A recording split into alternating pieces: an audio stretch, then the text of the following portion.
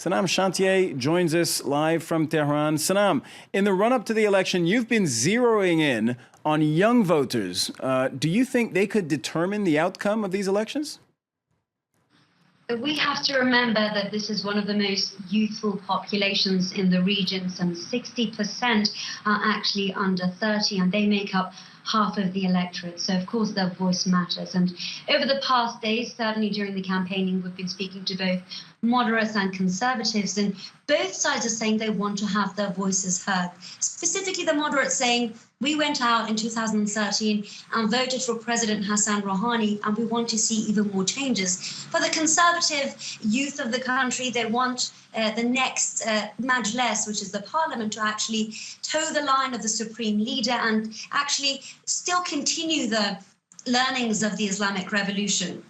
Now, we've actually seen that they've become even more vocal than usual. They've been flocking to social media, encouraging each other to vote using slogans like, I vote because I am. Now, the big question is whether they will actually go to the ballot boxes on Friday and whether their voice being heard trumps the fact that they are somewhat disillusioned with the country's ailing economy and the unemployment issues that remain.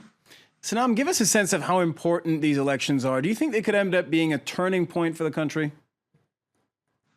Indeed, and that's why these elections are generating even more interest than some of the previous presidential elections that we've had in Iran. Now, why are the stakes so high?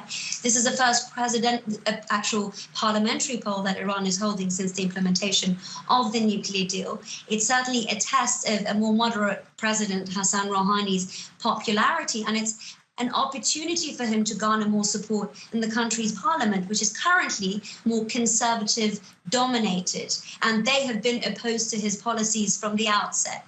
Now, for the conservatives, they are concerned that if the reformists and moderates take over, then their word is the last word. And that's the last thing they want. They were opposed to the deal, and they're certainly opposed to Iran opening up to the international community. So we have to keep a very close eye on this and see which way it ends up going, especially with the Assembly of Experts, the body that will select the country's next supreme leader, the country's highest power, whether that's a moderate or a conservative candidate. We know that that will certainly look to shape the future of Iran for the coming generations. All right, thank you very much. Expect more from Sanam from the Iranian capital as we continue our coverage of Iranian general elections over the next few days.